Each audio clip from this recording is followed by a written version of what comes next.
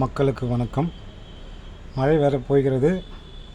உணவுப் பொருள் கிடைக்காது என்று தெரிந்தால் ஒரு தாய் உடனடியாக தன் பிள்ளைகளுக்கு தேவையான உணவுப் பொருட்களில் மட்டுமே சேகரித்து வைத்து வைப்பார்.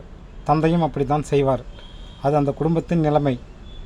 ஆனால் ஒரு நாட்டில் போர் நடக்கப் போகிறது என்றால் அந்த நாட்டின் தலைவர் உடனடியாக ஆயுதங்களை தயார் செய்வார். அதுதான் அந்த நாட்டின் உண்மையான நிலை. அப்படித்தான் ஈரான் அரசாங்கம் தன் மக்களை பாதுகாக்க அனைத்து முதலீடுகளையும் இராணுவ உதிரிப்பாகங்களின் மீது போட்டு இருக்கிறது. ஆனால் அதனால் பொருளாதாரம் பின்தங்கிவிட்டது. மக்கள் அவசரப்பட்டு விட்டார்கள்.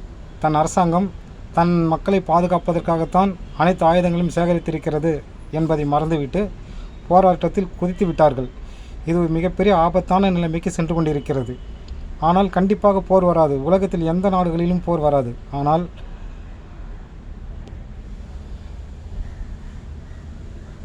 இராணுவ நடவடிக்கைகள் தொடரும். இஸ்ரேல் ஹமாஸ் போல, ரஷ்யா உக்ரைன் போல, இந்தியாவில் ஆப்ரேஷன் சிந்தூர் போல சில நாடுகளில் இராணுவ நடவடிக்கைகள் தொடரும். ஆனால் போர் கண்டிப்பாக நடக்காது. போர் ஏற்பட்டால் பல லட்சக்கணக்கான மக்கள் ஒரே நாளில் இறப்பார்கள். இதை முதலில் தெரிந்து கொள்ளுங்கள். இராணுவ நடவடிக்கை கண்டிப்பாக நடக்கும்.